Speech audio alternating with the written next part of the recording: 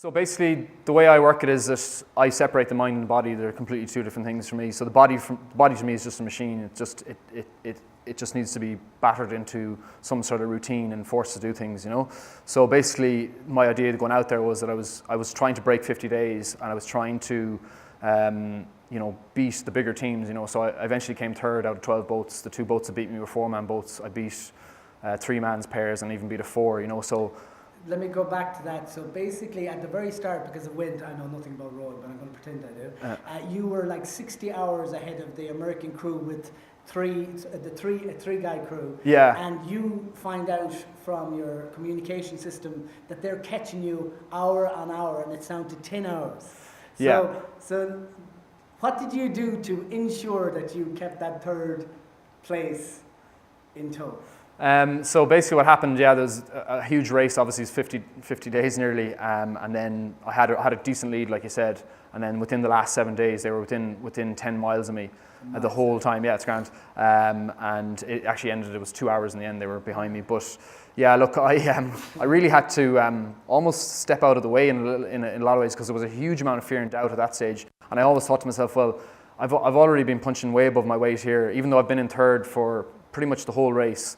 Even if these guys do beat me, it's still a good showing. But I suppose I just let the sort of drive and that spark to come through me, and I just had to remove myself from the situation and just let that sort of primal energy come through, which I knew was in me, and to this day. And I suppose the biggest thing for me is that I went so beyond what I thought was possible for myself, like through my physical, mental, emotional limits.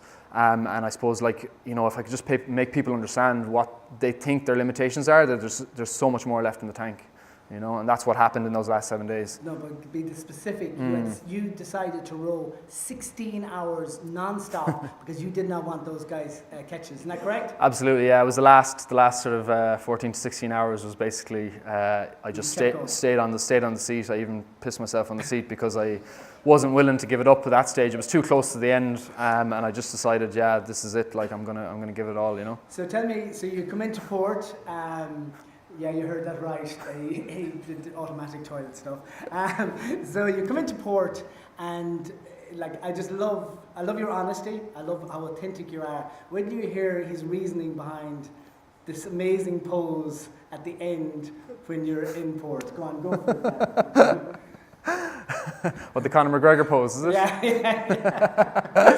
Well, so I suppose you look at motivation, you think about what's your motivation for doing something, and it doesn't have to be something very, very deep and meaningful or something grand. And I just thought, when I first saw somebody that rode the Atlantic, I thought to myself, that would make a cool profile picture for Facebook. So that was actually one of my motivations, that I was going to get a cool Facebook profile for Facebook. And it doesn't matter, it might sound a bit shallow or whatever, but that was a motivating factor. I thought about it every day, and it didn't go to plan at all. I ended up, it was finished at night time. It didn't work out. But anyways, but that emotion, that release of emotion was amazing, and just the whole moment was incredible. Just right throughout the journey, tell me, did you cry? Were you angry? Did you, how clearly we've talked about awareness here. During that journey, did you think of anyone and feel angry towards them? Did you, because you have a lot of time to think, so tell me the emotions you went through. Yeah, I think, it's almost like it's a metaphor for life, really. Going out there, you're up, you're down, you're in, you're out. There's no escaping anything. You see yourself bare out there. It's incredible in that way. So I suppose that's what I signed up for. I knew that I'd go through that. People kind of see me as some sort of steely-eyed adventurer. I'm not. I'm a human. I have emotions. There was days where I just literally cried my eyes out because I was so frustrated with the conditions. And I just constantly had to let go, because at the end of the day, it was the Atlantic that was deciding what was happening to me, not me. I have all these goals of, finishing X amount of time, but the weather, the conditions dictated everything out there. But the interesting thing is what you said to me, and I think it's another takeaway, Tim, here it comes, is your kind of assumptions you make.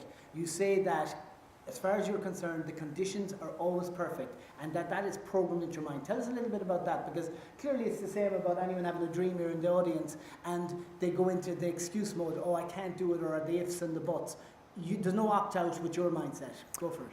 Yeah, so basically, you listen to, if a scientist says, human life is, the conditions are perfect for us on Earth, we're the exact amount of distance from the sun, we've got the right amount of gravity, So I adopt that sort of mindset in everything that I do. So, for example, I was out in the Yukon there last year racing 300 miles in -50 on foot. And before I went there, it could have been 0 degrees and it could have been -50.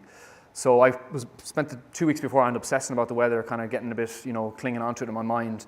And then I just had to really let go of all that and just remember that I was prepared and that the conditions were perfect for me. And I suppose that was the sort of mindset that I had out on the road, that it didn't matter, it was, how big the waves were, how big, how bad the seas were, I was going to thrive in those conditions. And it's just, I just try and have that sort of strong mindset the whole time, no matter what I do.